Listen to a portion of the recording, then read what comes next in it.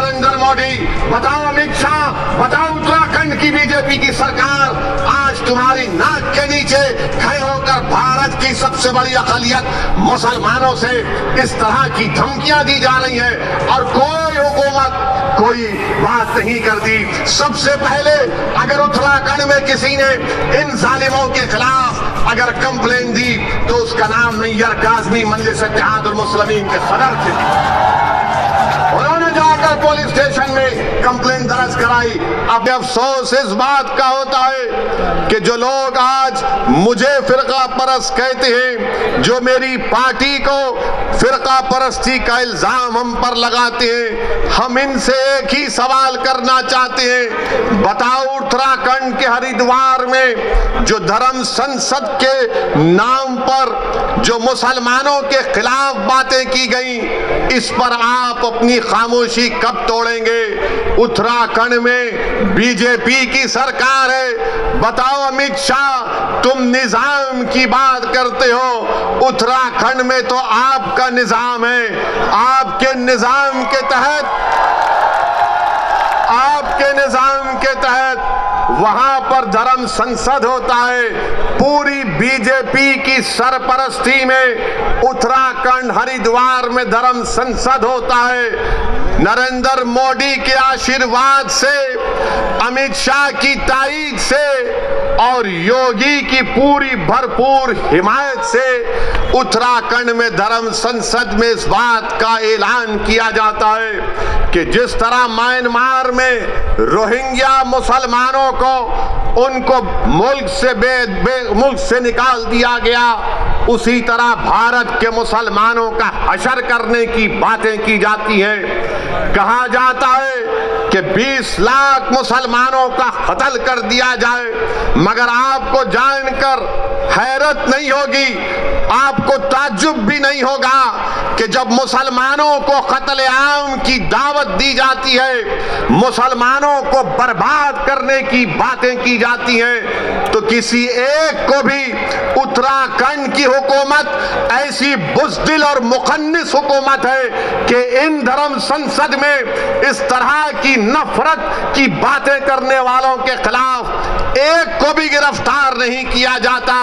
और जो जहर उगल रहे थे वो उल्टा पुलिस के पास जाकर कुरान करीम अल्लाह के कलाम के ताल्लुक से एफआईआर दर्ज करते हैं और इंस्पेक्टर साहब के सामने हंसते हुए मुस्कुराते हुए बात कर रहे हैं। ये भारत है जिसको आपको समझना है। ये वो भारत नहीं है जिसको हमारे बुजुर्गों ने अंग्रेजों से आजाद करवाया था। ये जो मौजूदा भारत है, ये वो भारत नहीं है जिसको सन 57 की जंग आजादी में हमारे बुजुर्गों ने अपने खून से सरजमीन को लाल किया था। अगर हमने इस मुल्क को आजाद किया, इसमें बढ़ चढ़कर हिस्सा लिया, हमने काला पानी की सजा काटी, हमने सावरकर की तरह अंग्रेजों से अपनी जान की भीख नहीं मांगी, तो आज हमारे वतन में हमको धमकियां दी जाती हैं कि तुम्हारा कत्लेआम किया जाएगा, तुमको रोहिंग्या मुसलमानों की तरह तुम्हारा हाल कर दिया जाएगा। अरे कौन सी जमहूरियत की तुम बात कर रहे हो? कौन से संविधान की मोहब्बत में तुम काम कर रहे हो कि एक को भी गिरफ्तार नहीं करते? एक को भी गिरफ्तार नहीं करते।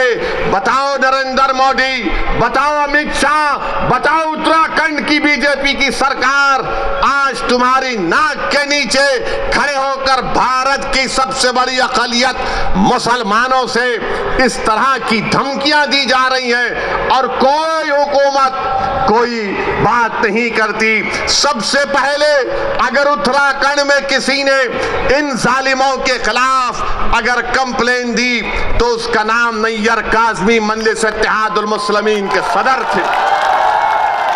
उन्होंने जाकर पुलिस स्टेशन में कंप्लेन दर्ज कराई। अब नैयर काज़मी मुझसे कह रहे थे कि उत्तराखंड में जगह जगह पर उसके खिलाफ एहतजाज हो रहा है, तो उत्तराखंड की बीजेपी की सरकार नैयर काज़मी के पास अपने लोगों को भिजा कर कहती है कि नैयर काज़मी अगर तुम एहतजाज को बंद नहीं करोगे तो हम तुमको जेल में डाल देंगे। मैं उत्तराखंड की सरकार से कहना चाह रहा हूं, जेल में डालना है डाल दो, मगर याद रखो तुम हक की आवाज को दबा नहीं सकोगे। अगर आज नैयर काज़मी ने कंप्लेन दी तो भारत के संविधान को बचाने के लिए कंप्लेन दी।